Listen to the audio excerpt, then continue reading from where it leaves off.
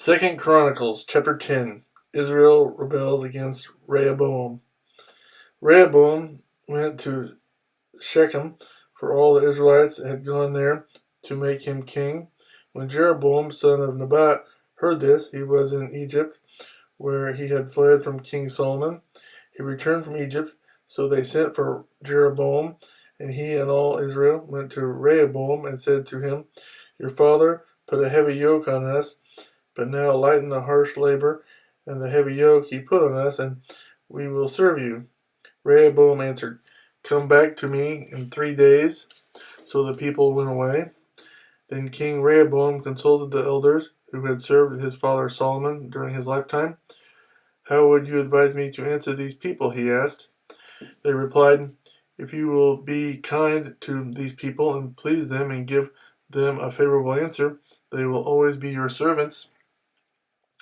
But Rehoboam rejected the advice the elders gave him and consulted the young men who had grown up with him and were serving him. He asked them, "What is your advice? How should we answer these people who say to me, 'Lighten the yoke your father put on us'?" The young men who had grown up with him replied, "Tell the people who have said to you, 'Your father put a heavy yoke on us, but make our yoke lighter,' tell them, 'My little finger is thicker than my father's waist. My father laid on you a heavy yoke, I will make it even heavier. My father scourged you with whips, I will scourge you with scorpions." 3 days later, Jeroboam and all the people returned to Rehoboam, as the king had said, "Come back to me in 3 days." The king answered them harshly. Rejecting the advice of the elders, he followed the advice of the young men and said, "My father made your yoke heavy, I will make it even heavier. My father scourged you with whips, I will scourge you with scorpions."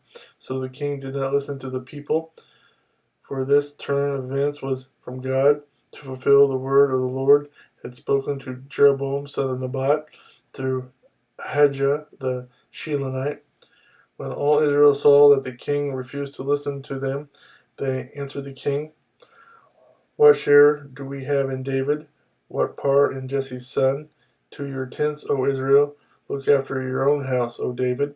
So all the Israelites went home. But as for the Israelites who were living in the towns of Judah, Rehoboam still ruled over them. King Rehoboam sent out Adoram, who was in charge of forced labor, but the Israelites stoned him to death.